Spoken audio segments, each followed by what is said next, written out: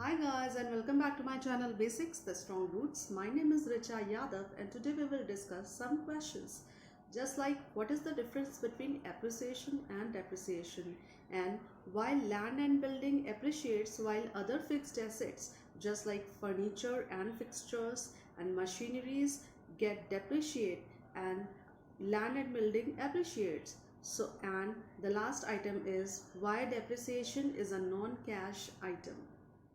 Now let's start with our first question, that what is the difference between appreciation and depreciation. As we all know that appreciation means increase in value and depreciation means decrease in value. So we always assume that land and building appreciates, that means their value increase with time, while other fixed assets just like machinery, furnitures and fixtures get depreciate over time.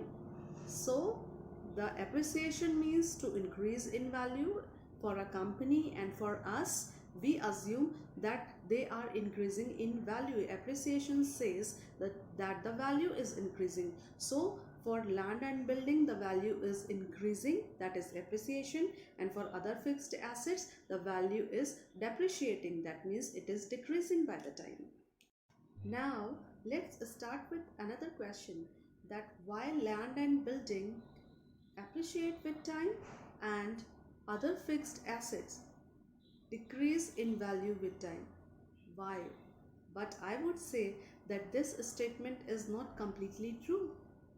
Yes, because land is the only fixed asset uh, which increase its value by the time, while building is also a fixed asset which can be destroyed over time. You must have heard about many accidents which have happened recently in some cities, that building can also be destroyed. So building always, a flat, a building cannot always appreciate, or its value never increase with time. Only land, we can say confidently that land is the only fixed asset which appreciates by the time. Why I am saying this? Because there is a time period for every building, every flat and any construction work, that there are rules for any kind of construction work. According to my research, there is not a any kind of law that says that any builder or constructor have to reconstruct a building after a particular period of time. What we always assume that if some builder has constructed a building, this building will maintain its stability, or we can say that this building will be uh, good to stay until over a limited period of time, say 10 to 15 years only.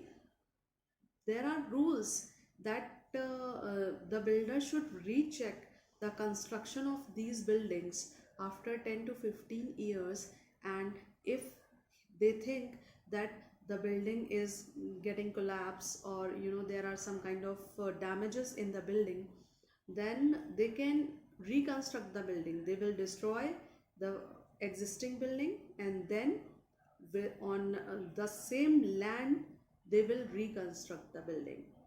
Or this happens with our flat comes into building. This happens with our individual house also. If it is not, it was not constructed with a very good material, strong material, then there are it is mandatory to recheck the construction work, to recheck the stability, to recheck the how strong the house is or the construction work is. It is mandatory to recheck. So at last, what is left with this? Have you ever think about that? That if we are collapsing a building gets collapsed, or we are trying to reconstruct our house on the same land. Which thing is left with us at last? That is land. Yes, so whatever we will construct on the land, at last we will be holding our land only. The building can be collapsed, the house can be collapsed, or whatever construction work you have done, only we will be left with land. So I would say that land is the only fixed asset which gets appreciate appreciates with time, while on the same land we can reconstruct things like buildings, house, school. If there is a land on sorry, if there is a house on a land, we have constructed a house, then we can think that if you will buy another house, then you will definitely think that if you don't want to stay in the same house, then you can think that you should reconstruct this house, or you can open a school in the same building, or you can reconstruct, you can destroy that your house, that building of the house, and then you can reconstruct a school on that same land. So the reason why I am telling you this is you can use your land for so many purposes. On the same land you can construct so many things, whatever you want, after a period of time, whenever you want. You can, at last you are left with the land only. So there is a time period of buildings, there is a time period of our house also, individual houses also, there is a time period of a school building also. So at last we are left with the land. So land is the only fixed asset which appreciates with time. And as we all know that machinery, furniture and fixtures and other equipments get depreciate with time. So we calculate depreciation on those fixed assets. Now let's start with our last question, that is why depreciation is a non-cash item. Why don't we calculate depreciation, or we think that appreciation is a cash item, or why we don't add depreciation in a cash flow statement? So the answer is that we cannot value in terms of cash the decreasing value of any machinery. Just like if you are using a machinery, furniture and fixtures, or any other equipment, we all know that these fixed assets get depreciates with time, or its value get decrease with time. But we cannot value these reducing value in cash. We cannot calculate in terms of cash. That's why it is a non-cash item. How come? We all know that if I have purchased this mobile today, day by day, whenever I will start using it on daily basis, its value is going to decrease, because I am using it on daily basis. It is not going to work always as it is working today. जैसा ये mobile आज काम कर रहा है, कल परसों, 2 साल बाद, 3 साल बाद, 5 साल बाद ये मोबाइल ऐसा काम नहीं करने वाला हमेशा जैसा वो आज कर रहा है. समय के साथ साथ उसकी काम करने की क्षमता और capacity of working gets reduced. Same happens with our machinery in the factory. कोई भी मशीनरी जब हम फैक्ट्री में लगाते हैं तो by the time its capacity gets reduced. That's why we say that the machinery gets depreciating, and the other fixed assets as well. So because we cannot say or see that that this much amount or this much value is the machinery's value gets reduced by this much amount, because we cannot value them in cash. We cannot calculate them in terms of cash. That's why, because let's take example of this mobile again, that if the we always assume that if the screen of this mobile will not work, then we will say that it will if we want to change this mobile's screen, then it will there are possibilities that it will we will spend some 5,000 or 10,000 rupees to change its screen.